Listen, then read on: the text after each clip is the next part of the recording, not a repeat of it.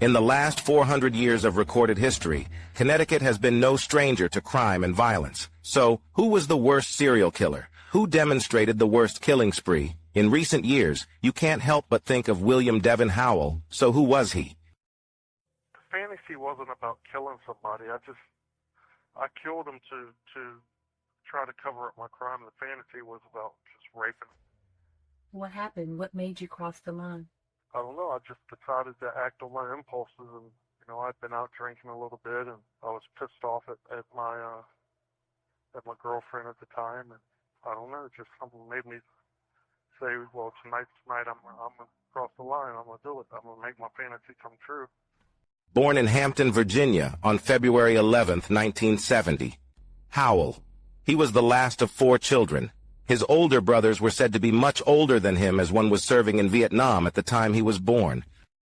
His childhood was self-described as very happy, and that he did not come from a broken home. He was not abused or molested, and he did not torment little animals like other serial killers.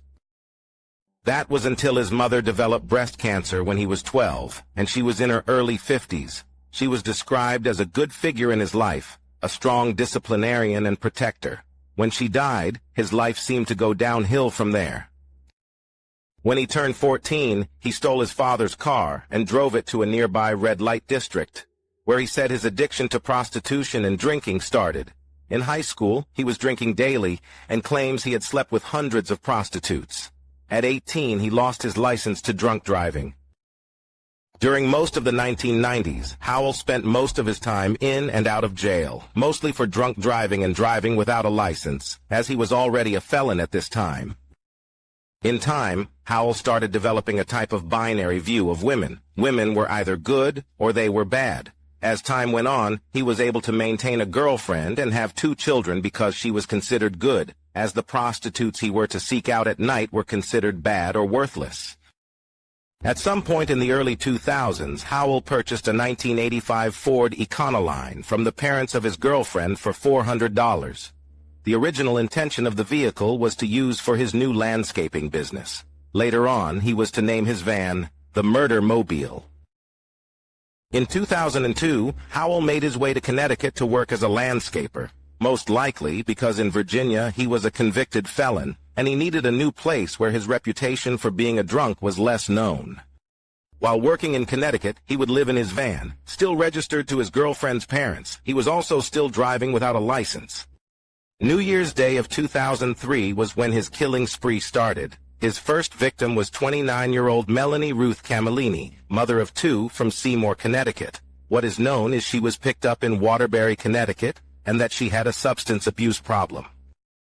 Howell is said to have picked her up in his van and drove her to the Hartford Road area of New Britain, Connecticut, raped her repeatedly over a period of 12 hours. He then tried to kill her by hitting her over the head with a hammer. When that didn't work, he strangled her to death. Being inexperienced, he didn't know what to do with the body. Being January in Connecticut, he tried to dig a hole in a nearby ravine. Realizing the ground was solid and difficult to dig, he kept her in the van for 2 full weeks, sleeping next to and leaving her in the van as he did landscaping. Worried at first, he didn't want authorities to identify the body easily, so he cut off her fingertips and removed her jawbone. Years later, when the author of his book asked what he did with the leftover body parts, he said, "I just threw them out in a trash can in front of Family Dollar on New Britain Ave in West Hartford." The rest of the body was left in a drum at the bottom of a ravine in the back of the Target store on Hartford Road, a place where he was to eventually call his garden. He then went back to Virginia for a few months, then came back to eventually bury the body when the ground was more manageable. Another victim that the details are known about is 33-year-old Nilsa Arizmendi. It is said she was a sex worker living in a hotel with her boyfriend on the Wethersfield side of the Berlin Turnpike, an area known for prostitution. Arizmendi and her boyfriend supposedly let Howell stay with them in their room overnight, where they would stay up and smoke crack together. Then, the following morning, Arizmendi asked Howell for a ride into Hartford, and that was the last time anyone had seen her.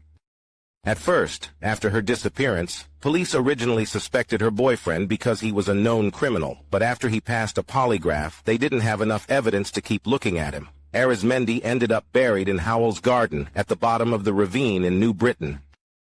Daniel Wistnant, a.k.a. Janice Roberts, was Howell's only male victim. Sometime in June of 2003, Howell went to a well-known bar in Southington, Connecticut, known as the Cadillac Ranch, where he was hoping to find his next victim. Where outside the bar he came across 44-year-old Roberts.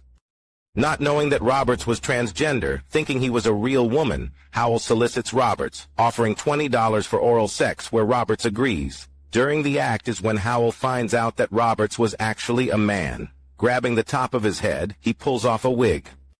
This enrages Howell to where he brutally beats Roberts to death. He disposes his body the same way he did the others, by burying them in his garden in New Britain. Roberts was also the only victim Howell did not rape. In his biography, Howell is said to have taken many of his victims to the back of the McDonald's parking lot on Hartford Road, where he would rape them on and off for hours. 26-year-old Marilyn Gonzalez specifically mentioned as one of them. Having them tied up and with their mouths duct-taped, he would sometimes bring them through the McDonald's drive-thru, buying them something to eat during the process, telling them, "If you make a noise, it will be your last." None of them ever did.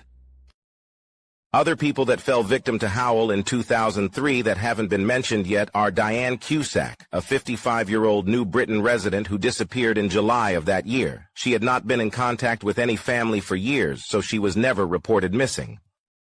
Joyveline Martinez, a 23-year-old from East Hartford. She disappeared in October of 2003. She was described as a high school track star. Mary Jane Menard, a 40-year-old substance abuse counselor from Waterbury and mother of two. She also went missing in October of 2003 from New Britain, who just prior to her encounter with Howell relapsed back to drugs after a back surgery. One thing all the women victims had in common is they all suffered from substance abuse problems. Some of them were prostitutes, all of which Howell viewed as society's throwaways, women who held no value.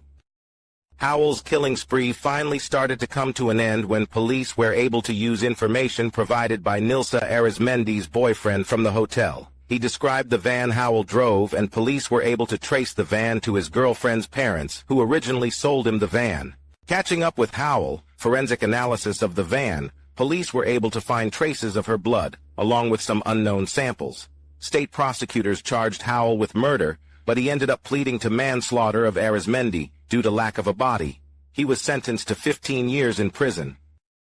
The full scope of his crime spree didn't start to come out until after he was sentenced in 2007, when a hunter found human bones in the area of Hartford Road. Police then unearthed the remains of Cusack, Martinez, and Menard. In prison during a card game, Howell later told his cellmate that there was a monster inside of him and described himself as a sick ripper and revealed the location of 4 more bodies. His cellmate then revealed this information to authorities. The information turned out to be accurate. On April 28, 2015, police were able to dig up the other 4 bodies of Arizmendi, Gonzalez, Camillini, and Wistnant, the remaining part of William Devin Howell's garden.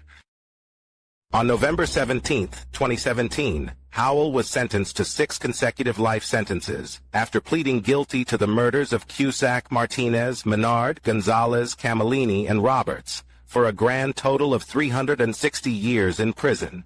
He is currently at Cheshire Correctional Institute.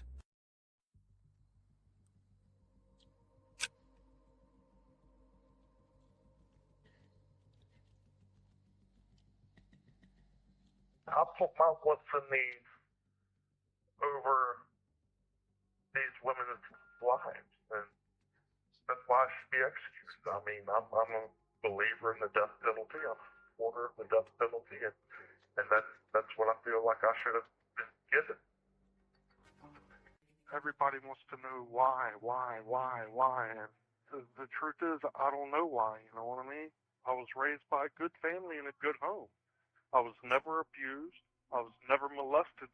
I didn't kill animals when I was a little kid or anything like that. So I just don't fit the mold at all that everybody tries to put serial killers in. You know what I mean? So why I grew up to commit these crimes, I have no idea. Other than the only thing I could say is for my own selfish reasons. If you're interested in reading more about this story, we recommend you read the book His Garden by Anne K. Howard for more detailed information. Please don't forget to hit the like button on this video and share if you enjoyed the content.